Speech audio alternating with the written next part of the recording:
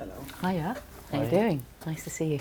This is a really great opportunity to talk to you a point in your Arsenal life, coming up to 100 matches.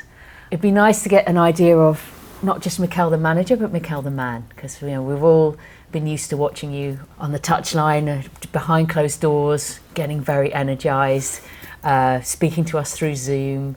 Things are opening up a bit, and it's a great time for reflection. Can I just start you on not even day one, but maybe day minus day one? What were you thinking when you were about to make that decision to join Arsenal? I would take it a little bit more backwards. First of all, it was a dream. So when I retired here, I had a dream. One day I would like to be the manager of this football club. I had such a feeling about the club and what I experienced, and the gratitude that I had to somehow show back to the club for the time that I had here, the things that I learned, and try to put some ideas in order. And to do that, you need some education. So I started to study, I started to do my badges, I started to prepare myself for the possible future.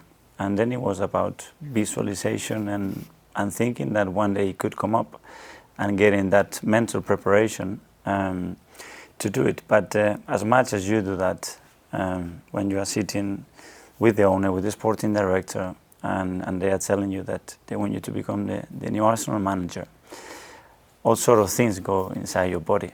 The first one is emotion, passion, incredible energy, but some fear as well. Am I ready to do it? I am prepared. This is my first job. It's a huge job. It's a huge responsibility. But as well, because of the feelings that I had to the football club, I can't let these people down, So it's a lot of emotions going on there, and then it's a decision to make. And sometimes your brain is saying, "Is it too early? Is it not?" But then you just have to follow your gut and say, "Listen, you've been preparing for this opportunity. They believe in you. Why you're not going to believe in yourself?" And then it was a clear yes, obviously with respect to Man City and Pepe, obviously because of the opportunity they gave me, and the timing was pretty complicated for me to let them down on that position. But they all really understood that it was an opportunity that I had to take. At that time, if you thought, okay, the next 100 matches, the next couple of years, these are the things I think maybe I can achieve, or these are the challenges I think I might face, I guess none of those things would have prepared you for what actually happened. No. What actually happened since I'd become the manager is never happened in history. And we went through some challenges that none of us had experienced, not even me with the little experience that I had in the job. But I'm privileged that I have people around me, and I have a club that has given me support, trust, and that we've done through difficult times a real transformation in many, many sense. I was lucky enough to have a bit of a tour of the training ground just before, and you can see that one of the big changes is a kind of lot of visual stuff to make you feel like this is Arsenal, like what's going on at the club, connecting with the past. I'm told that that's really a lot of your ideas. Why did you think that was so important to change the energy in this place? Because I found an environment, a culture that I wasn't feeling identified with. First of all, it's having the feeling of being privileged to represent this club and be in the position that you are every time you come through that door. And if that's lost, you have to go, get back in your car and drive home and come back the next day with a different thought. Because if not, we're not going to move this club the way I want, the way we want, and that's the purpose. And without a real purpose, I don't think we can achieve what we want. If I have to define our identity, it's one word now, that is unity. And with the past that we had in recent months, is only one, and it's unity. Without unity, you can achieve what we want to achieve. And unity means every person that works in the organization, it's our way of playing, our way of transmitting our values, our connection with our fans, our ownership is everybody uniform, thinking the same way, with the same purpose, without any individual agendas, without any egos, just that's the task. That's what we want to get. I'm a big part of that, and I'm going to push the boat very, very fast. In hindsight, do you think it was quite brave to take a job like that as your first job?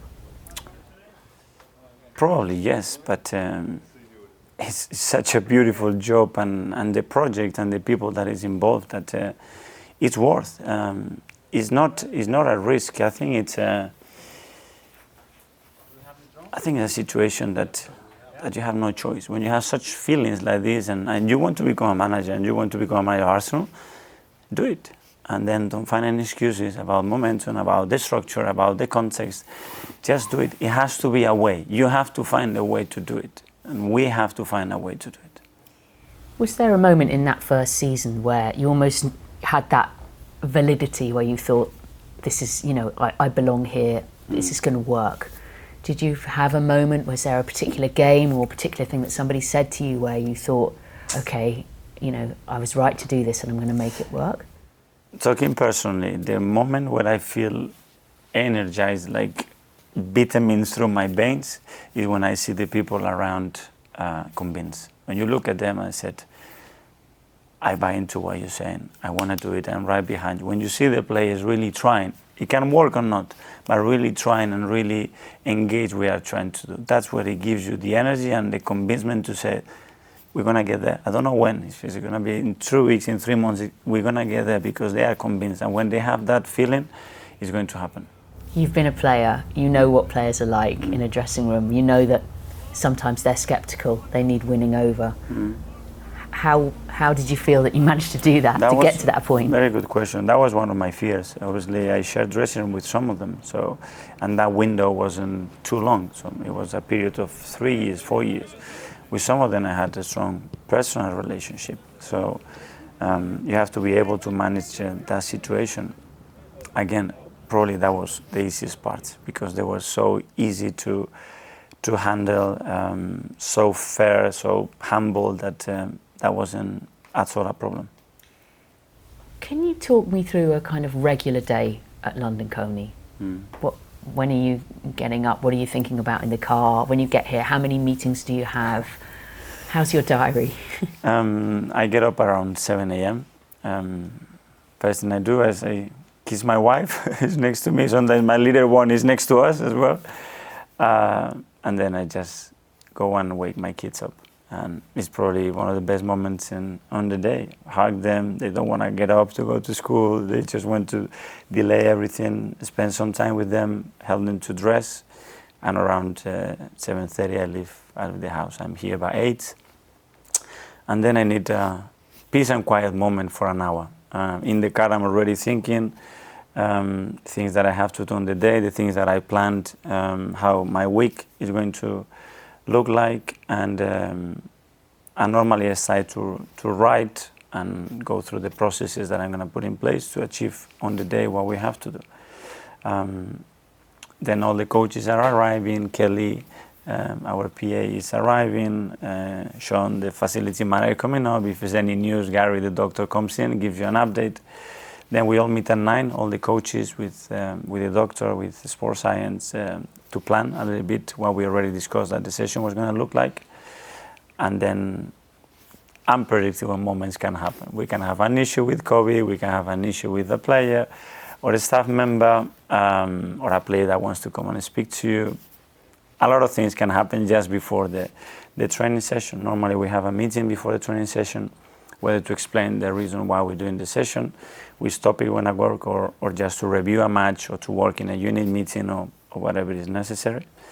And then we put the training session in place, we train, we come back, we have lunch, and then in the afternoon it's time again to have more meetings, to do game preparation, to look at the opponent, to look our what we've done in a game, or review the training session,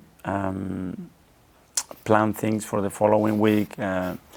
If it's about scouting with Edu, if it's about other stuff that are relevant, and keep going till pretty late at night. How on earth do you manage to be a football manager and a parent? I think me personally, this is what I need, a week organization, and that has to be very clear, because within that week, family has to be present. There are a lot of things that takes a lot of time out of you that they are not necessary, and it's something that I have learned in the last 18 months. The time thieves are out of the door. So things that are not relevant, priority, or important, they don't have to be done today, because there is something else that I'm missing. And the family time is not something that I'm willing to take unless it's extremely necessary. And then it's about trying to be there when you are there. And sometimes that's the toughest thing, because you are there, but your mind is somewhere else. You have things still to process or define, or feelings that you have throughout the day, to something that hasn't happened as you expected, and then be lucky and have a family that understands almost everything, and they have the capacity to love you unconditionally throughout this period in your life. Do your kids talk to you about football, about the game? Do they give you their analysis? They do more now. They are still young. The oldest is 12, but they do sometimes, and it's good opinions as well, and they understand. But if anything, they are supportive, and they like to talk about other things, and I like, because our relationship is not based in what I do. It's based on the father and son's relationship, which is what it should be like. Just thinking about family and your roots and your home. First of all, your birthplace, San Sebastian. Tell us what it's like for someone who's never been there. For someone who's, how would you describe your town? What is it about the people of your town? For me, it's the most beautiful town in earth. It's a town that is built between the ocean and the mountains. So it's astonishing. It's the culture. It's the education that I got. Obviously, it's my family, it's where I was raised. I haven't spent enough time, and that makes me sad, because sometimes I feel like I'm too far from there, but at the same time, it's why I am where I am today. And it's for the place that I was born, I have no question about that, because that toughness that is very characteristic of past people, that has helped me in a lot of difficult moments that I had through my life or through my playing or coaching career.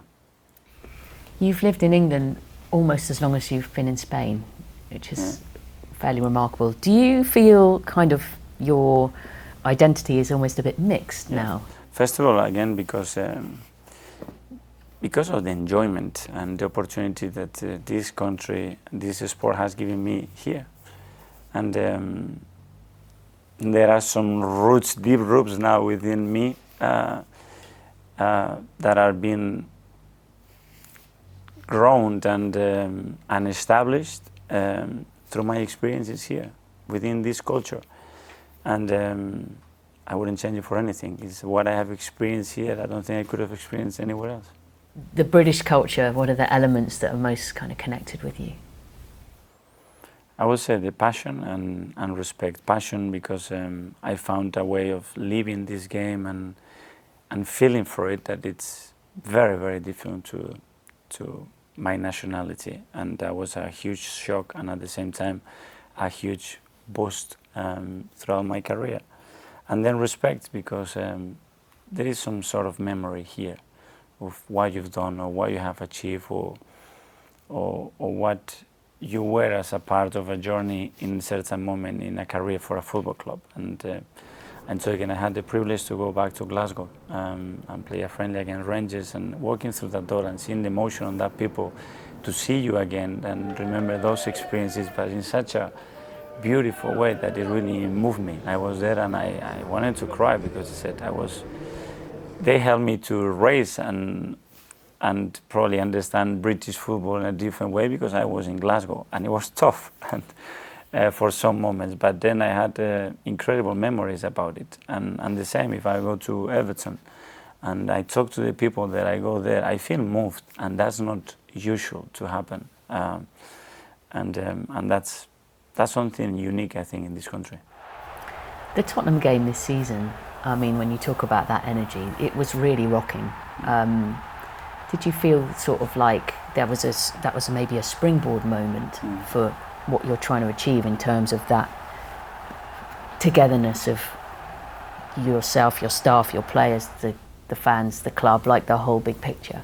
And before I talk to you about the vision and then about the elements that you need to get to that vision, and then you need to see moments to represent that vision, and that was a moment. That was, if you ask me why you are here, is it for this kind of moments? That's what it gives sense to everything, to any bad moment, to every tough decision that you have to make, for all the hours that you can spend, whatever.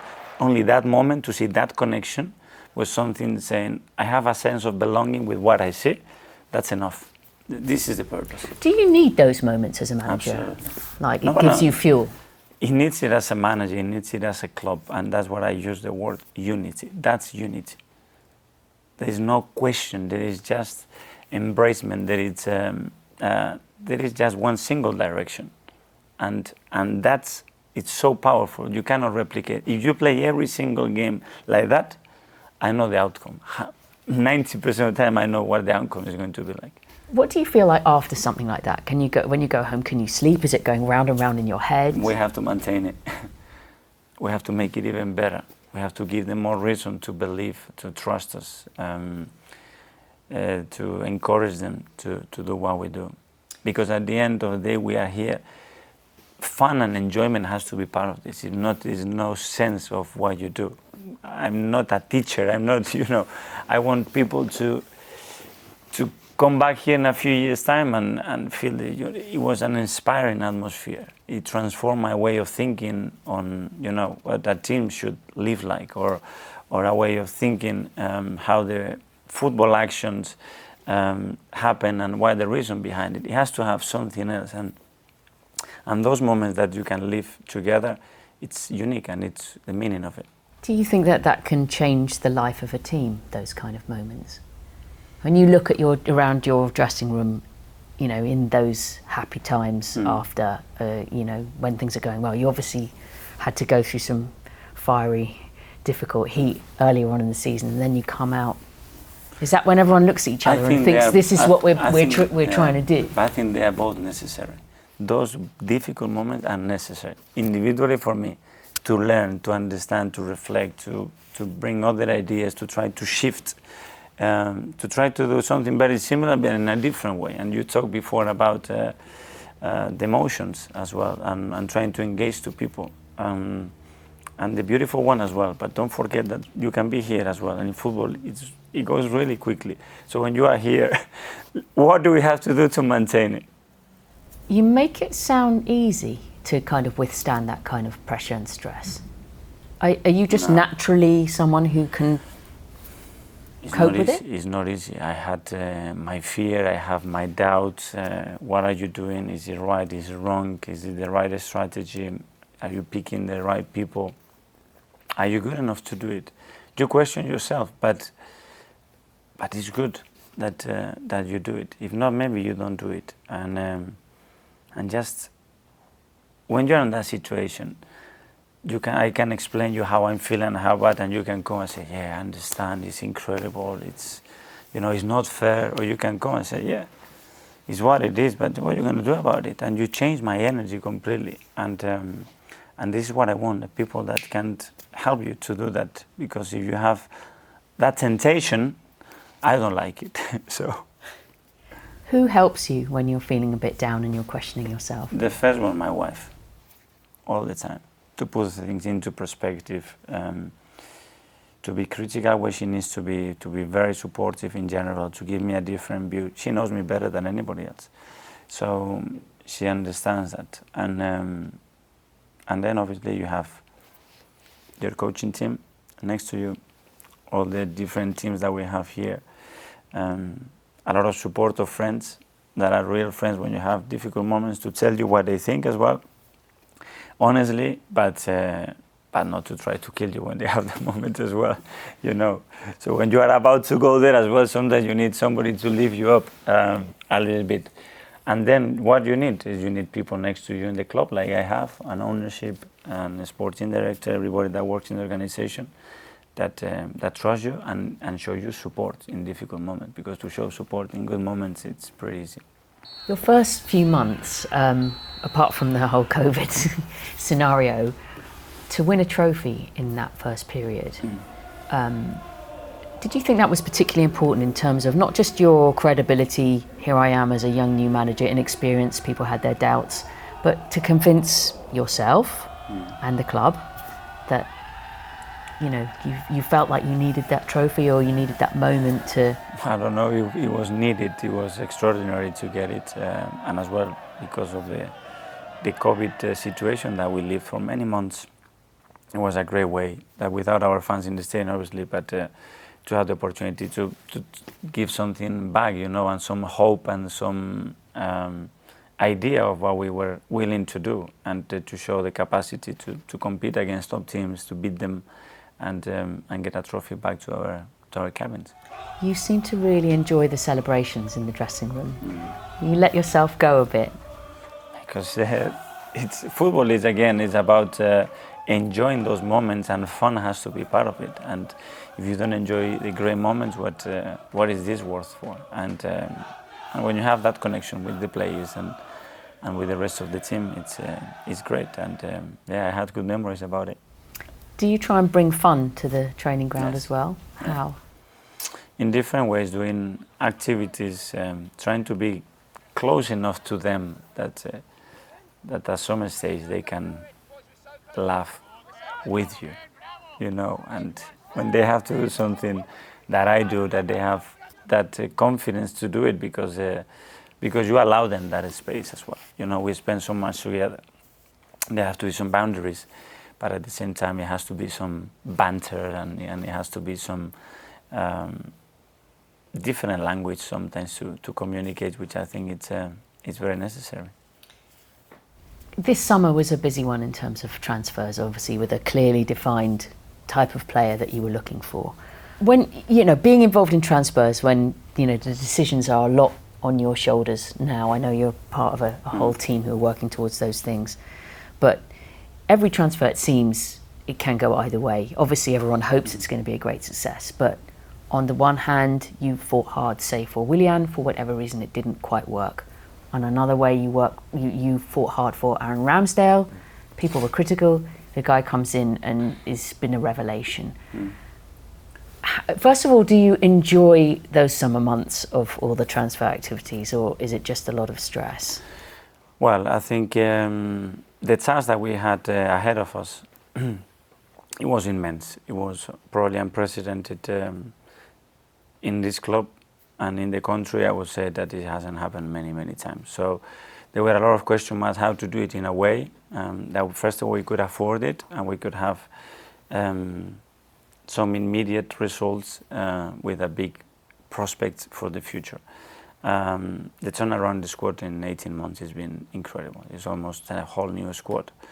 And that takes time to glide, but it took a lot of decisions. But those decisions have been using the same uniform basics. That is, do they represent what we want to do? Yes or no? And if it's a no, you cannot be here. To have this sort of new feel in the team that is happening at the moment, with a lot of all the new signings are all playing, they're all integrated really quickly. Do you feel that that's been important because there was a lot of trust put in you to get these, you know, a lot of money to make some big decisions to change things, and to have a fairly instant good feeling? That must be critical, really. Yeah, obviously. You feel the responsibility, you feel that you are dealing with human beings, and we are unpredictable. We can act in very different ways within the same context, because today something happened before or after our conversation. But there is a lot of work and very methodical processes in place to define, first of all, the player, and then the person that we wanted to recruit for the club. And I think the club on that, I think, is on an incredible job to give me the reassurance with who I was going to have to deal with, And again, the experiences that we had in the past were very necessary to the decisions that we had to make right now. Did you ever find, do you lose sleep over some of those decisions? The hard ones, the difficult ones, the ones that you think might be unpopular? You have to know that you're not going to please everybody, and you have to do what is right. I think, first of all, you have to be able to leave your ego aside and your personal opinion out of the equation when you want to make a decision that it's for the club, not for Mikel. It has to be for the benefit of the club. And when you are trying to do that analytically, consult it, share it, hear the other opinions as well, and then make a common decision, then it's done. And then it would depend the perception, how you transmit the message, or the reasons why. If you win or lose, it's going to depend a lot. But you have to try to go to sleep with your conscience clear, and that, first of all, that the thought process is being done the way it should have been, and with the right responsibility and with the right method. And if that's the case, after it's making the decision, believing what is right for the club. Do you have things that you like to do outside of football? Yes, there are a lot of things. I love to spend time in Mallorca. It's a place that gives me peace, re-energizes me. We spend a time there that for me it's the best time of the year in terms of the connection that we have around our family and how everybody interacts with each other. To see the kids rise, we see how the family changes every single year in a different way. How we get older, how we change our habits, it's phenomenal. I am a very family-oriented person. I don't look after my family probably and my friends as good as I should do. And time is not an excuse, but it's what it is. This job takes you so much and filters you all the time for the same thing that you leave it. And it's something that I have to learn to do better, because I don't want to lose them or don't have the opportunity to spend more time with them or lose things that are going in their lives. But it's something that I haven't learned yet, and I have to get better at. And your parents are still in Spain, so presumably you don't get to see as much of them as you'd like. No, I really miss them. I didn't, before this summer, I didn't see them for over a year, and that was tough because I'm really attached to them. In the summer I saw my dad and my mom as well, and my mom was here last week, and it was great to have her here. Are you more like your mum or your dad? I would say well, my wife said I'm a good mixture. I don't know how good, but I'm a mixture. I have a lot of things about my dad. Very analytical, very process-minded, very critical as well, and demanding. And then my mom, that is very familiar-orientated and very cuddling with the loved ones. And yeah, I don't know.